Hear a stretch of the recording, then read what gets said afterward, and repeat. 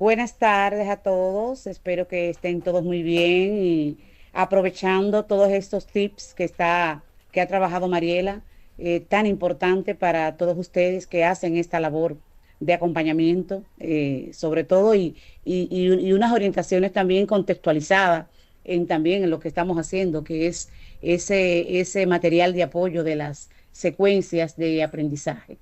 Entonces, en esta parte, yo simplemente pues quisiera retroalimentar otro poquito con los enfoques que están más presentes en la secuencia, pero que son los enfoques que desarrollan competencias históricas en nuestros estudiantes. Antes de comenzar con la parte que a dialogar con ustedes, yo tengo eh, digamos que un ejercicio tipo juego, que lo podemos hacer rápidamente. Yo quisiera compartirles por aquí, por el chat, el enlace para que todos puedan entrar. Es muy sencillo, imagino que lo han utilizado. Déjenme copiar el enlace para colocarlo. Es una herramienta de la aplicación que se llama WordWall, que es una especie de gamificación y precisamente pues nos va a llevar a recordar algunas cosas de las que estuvimos trabajando en el día de ayer. Denme un minuto que ya voy para acá. Me voy a poner en el chat y voy a colocar el enlace. Ok, vamos a entrar ahí y ahí vamos a encontrar tres ejercicios de pareos. Simplemente vamos a parear cada enfoque con la actividad que creemos que promueve cada uno de estos enfoques. ¿Ok? Que fue lo que estuvimos dialogando ayer y desde el inicio hemos estado hablando de estos enfoques. Es este ejercicio, ¿verdad? Le tiene que salir así cuando ya hayan entrado. Aquí, este que dice microhistoria, comprender procesos históricos a través de casos cercanos o cotidianos. ¿Con cuál de las actividades ustedes lo parearon? Ahí puede cualquiera abrir el micrófono y dar la respuesta. A ver, La número uno. la número uno, ok, perfecto, ahí está, cuando los estudiantes escriben una historia inspirada en un teléfono, radio o telégrafo del pasado, ¿verdad? Que es una de las actividades de la secuencia de cuarto que estuvimos viendo ayer. Aquí el enfoque por problemas, por pregunta, plantea interrogante para analizar causas, consecuencias y transformaciones. ¿Cuál de las actividades que quedan aquí toma en cuenta este enfoque? Vamos a ver. ¿Quién me dice? La número dos. La número dos dice usa debate, dilemas para formar. Seguro que sí? ¿Será esa? Fíjese bien. Johansi, Johandi, perdón. La número tres. Elabora La, cuadros temáticos. exactamente, la número tres, ¿verdad? Exactamente, perdón. Sí, esta misma es. Aquí está. Sí, cuando los estudiantes interrogan y preguntan por causas, consecuencias, cómo pasó tal cosa, cuál fue la consecuencia qué factores motivaron tales procesos, pues están trabajando con este enfoque de problemas o preguntas, ¿verdad? Y la siguiente yo creo que ya está, se cae de la mata, ¿verdad? Enfoque por retos y controversia, debates, dilemas, creo que ya tienen una pista aquí y es debates o dilemas para formar opinión crítica sobre hechos históricos, y aquí está. ¿Sí? ¿Listo? Ahí están las tres. Ese es el ejercicio, nada más, ¿eh? Como una manera de recuperar lo que estuvimos trabajando ayer. Bien, entonces yo voy a continuar en algunos slides que tengo por aquí. A ver, entrando en materia, ¿verdad? Bueno, si hablamos de didáctica, escuchamos mucho este término de recurso didáctico, manejo didáctico, didáctica de la historia, didáctica de la geografía, ¿verdad?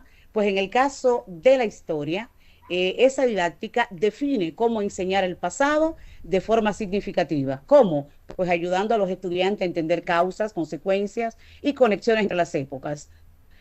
También la didáctica se encarga de seleccionar los métodos y los recursos. Y ahí entran en juego las fuentes, imágenes, mapas, debates, simulaciones, líneas de tiempo, que permiten desarrollar competencias históricas, el análisis crítico, el uso de evidencias, la comprensión temporal y la empatía histórica. También la didáctica de la historia tiene que ver con transformar los contenidos históricos en experiencias formativas, conectando los hechos con los problemas del presente y la vida del estudiante. Y necesariamente la didáctica en historia guía el rol del docente como mediador para orientar la investigación, el diálogo y la argumentación en lugar de transmitir solo datos, como era la característica del enfoque tradicional que nosotros antes trabajamos y que nosotros mismos fuimos parte de ese sistema con este enfoque de enseñanza de la historia que atendía a la memoria y a una acumulación de información, a veces sin ningún uso, simplemente para memorizar y repetir, ¿verdad? Entonces, estos elementos son los que plantean esa transformación en este proceso de enseñanza que guían tanto un conjunto de enfoques como estos elementos que aporta la didáctica a la enseñanza de cualquier área del conocimiento. Bueno, y yo lo que hice fue tomar 3 de los enfoques que más se priorizan, que más se utilizan, pero sobre todo 3 de los enfoques que desarrollan pensamiento crítico. ¿Por qué elegí estos 3? Pues pensar en el desarrollo del pensamiento crítico nos invita a analizar, a reflexionar en cuántos procesos tenemos que hacer como andamiaje para poder llegar al desarrollo del pensamiento crítico. O sea, el pensamiento crítico no puede desarrollarse ni se desarrolla simplemente con una sola intervención que hacemos, con un solo procedimiento que se desarrolle de la competencia, sino que en pasos escalonados, ¿verdad? Vamos llevando ese proceso de trabajo con los estudiantes de lo simple a lo complejo. Y cuando hablamos ahí de lo simple a lo complejo, hablamos entonces de las destrezas de pensamiento.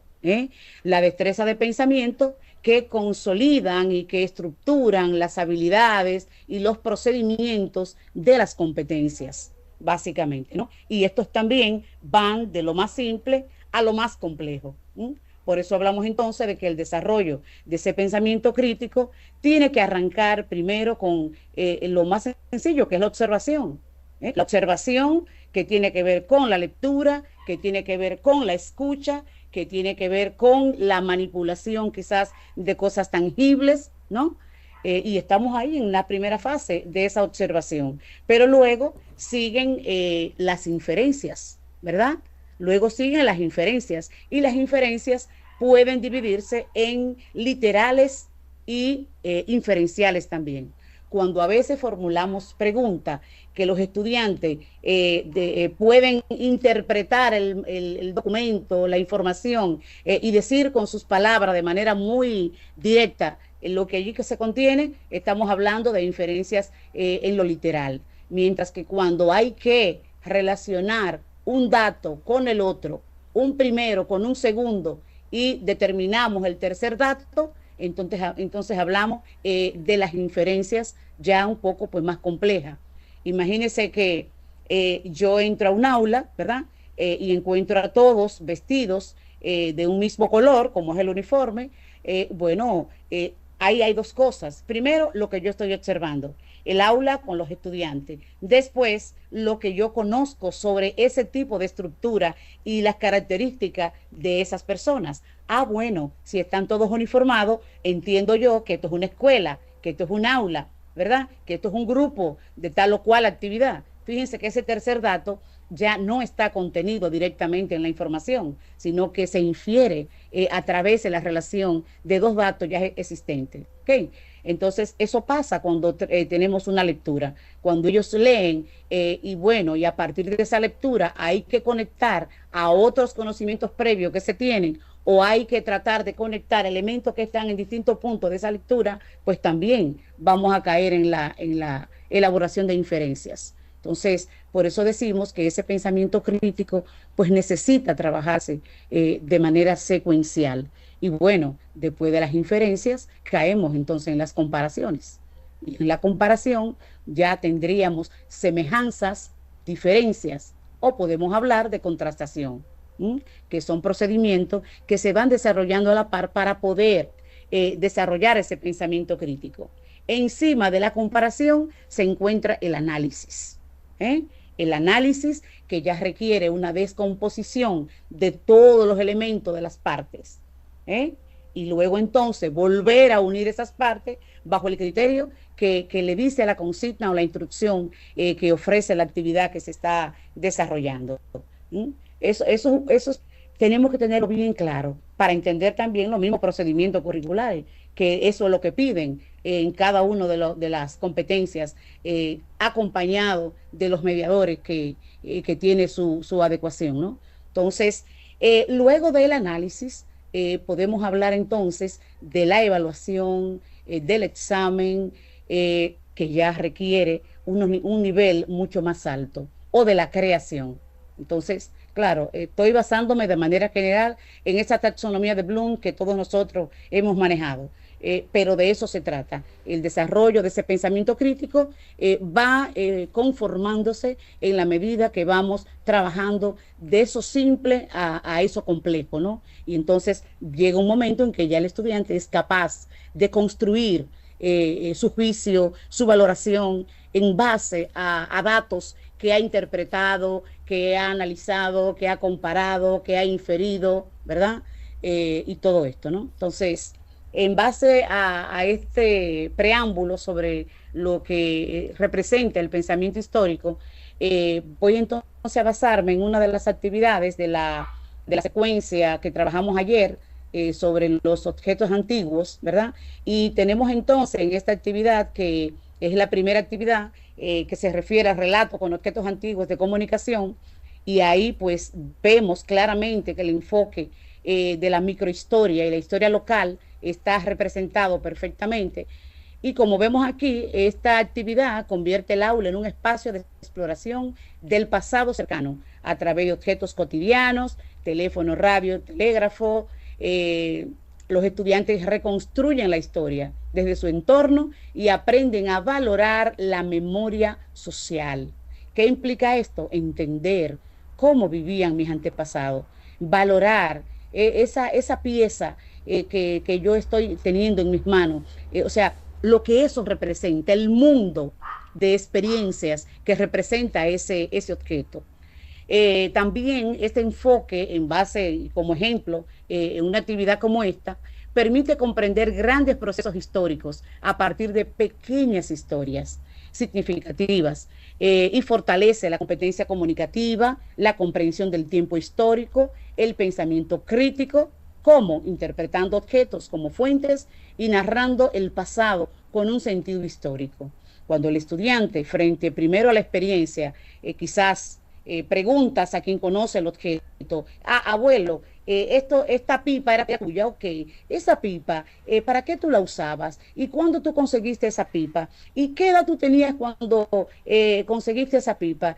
¿Y cómo vivían las personas en ese momento? ¿Cómo compraste eso? ¿Con qué dinero? O sea, cuando estamos haciendo todo este cuestionamiento, o lo hace el estudiante, sobre un objeto que encuentra en su casa y que perteneció a su abuelo, su abuela, a su tía, o a alguien que todavía permanece, que ha sobrevivido y que conoce el objeto, puede responder todas estas preguntas. Cada vez que el niño, el estudiante, va escuchando esa respuesta, se va interesando más y se va interesando más, pero los datos que no le puede dar esa persona que está como testimonio de ese momento histórico, pues entonces ahí vienen el uso de las fuentes, ¿no? De las fuentes de información. Y ahí nos compenetramos entonces con la historia. Ay, cuando tú tenías esa pipa, ¿dónde tú vivías? ¿Y cómo era ese lugar? Entonces, de pronto, fíjense que vamos metiéndonos en los contextos económicos, sociales, políticos, del momento en el que ese objeto fue parte de la vida cotidiana de esos grupos socialmente hablando. Entonces, por eso hablamos ahí de que aprenden a valorar esa memoria social.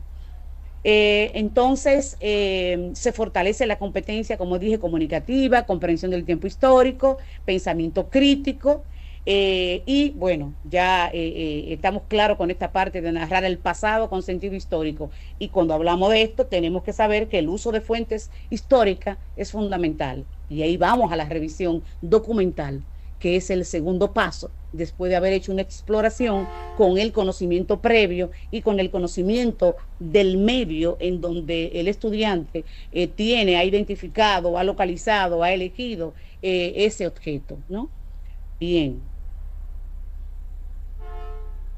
El siguiente enfoque que seleccioné, que también es, bueno, esta parte también tiene que ver con el anterior. Ahí anoté algo sobre la importancia de que el docente domine y comprenda este enfoque.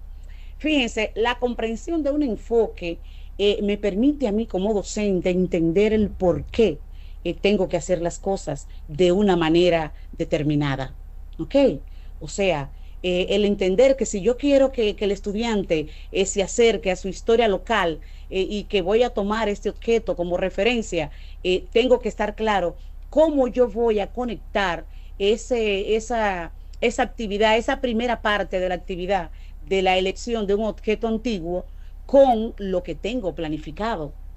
Y de pronto ahí es que entra mi comprensión sobre ese enfoque.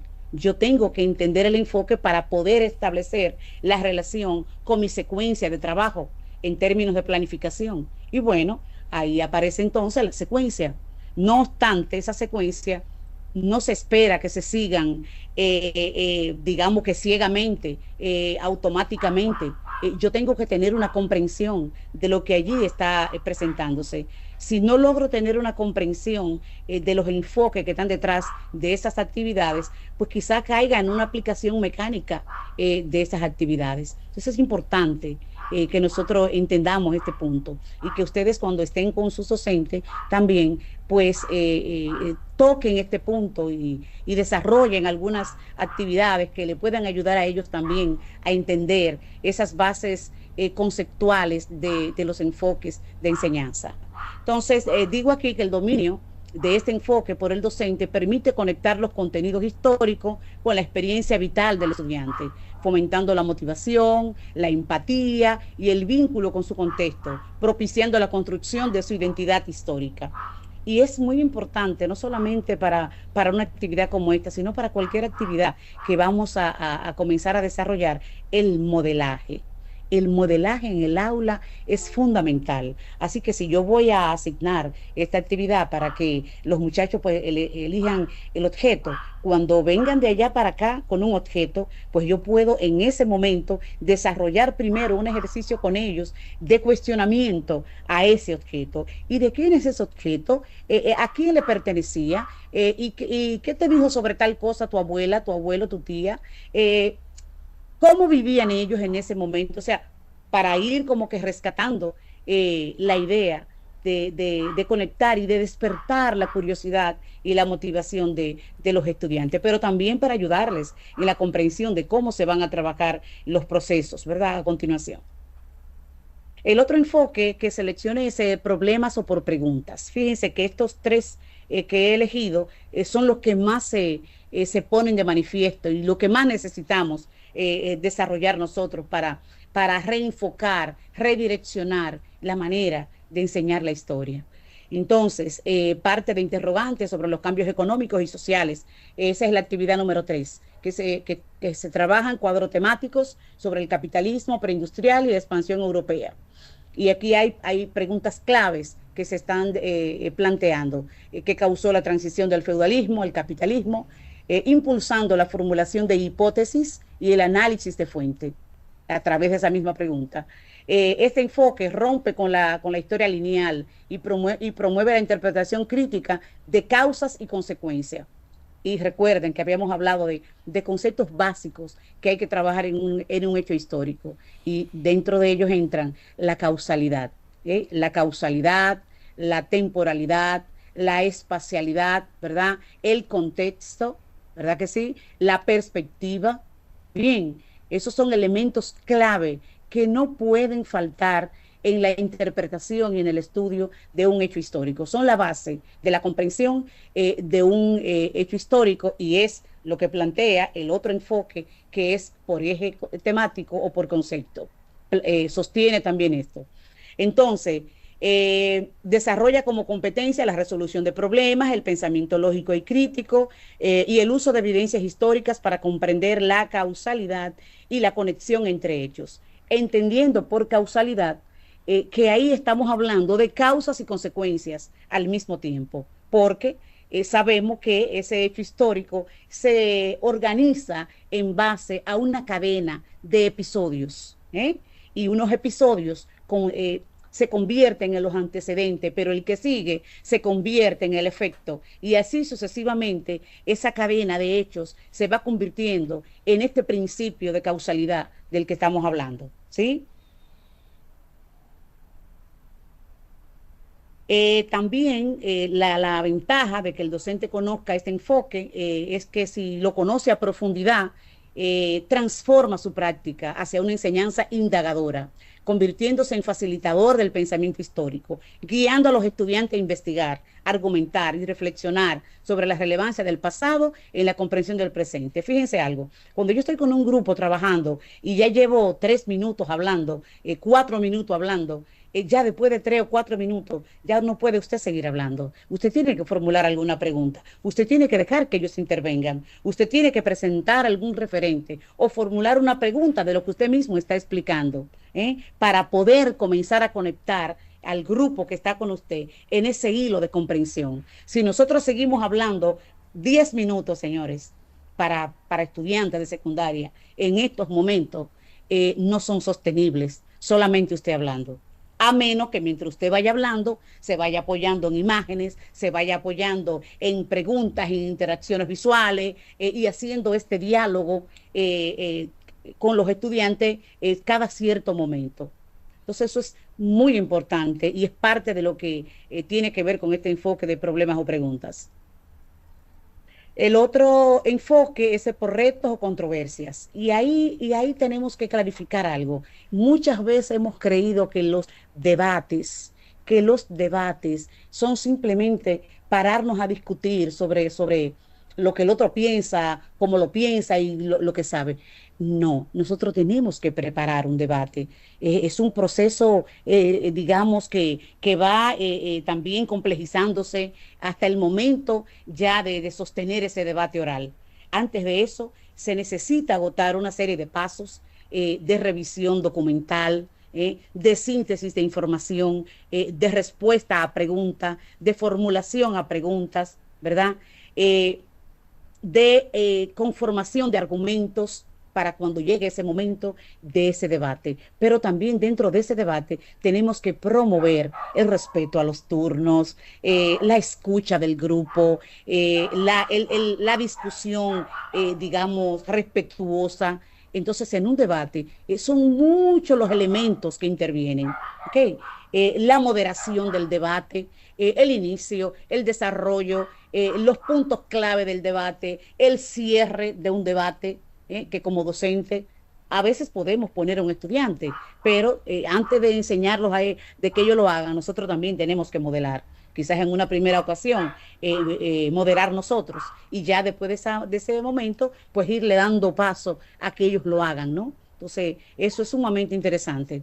Entonces, la secuencia tiene en la actividad número 6 un foro sobre poder, información y medios. Y es un tema muy rico, ¿no? Y que se trae a la actualidad y que puede traer un debate bellísimo, pero hay que documentar ese debate.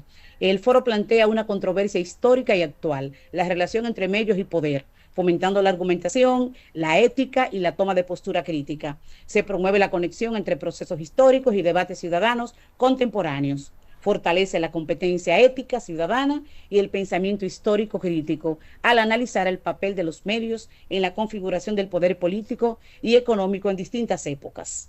Entonces, también las preguntas que van a guiar ese debate deben haber sido planificadas por nosotros, ¿verdad? Aunque ellos se documenten, busquen información y le den respuesta a esas preguntas, nosotros tenemos que guiar este proceso también con ellos y acompañarlo en este proceso de sistematización de información y de elaboración de argumentos para sostener en el momento de ese debate. Y es una actividad pues riquísima.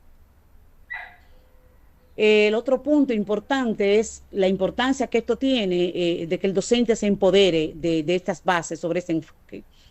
Permite que el docente formar estudiantes capaces de debatir con evidencia, con conciencia social. El docente asume un rol formador de ciudadanía crítica que usa la historia para reflexionar sobre justicia, democracia e información responsable en el mundo actual. Y les quiero ahí pues hacer una sugerencia.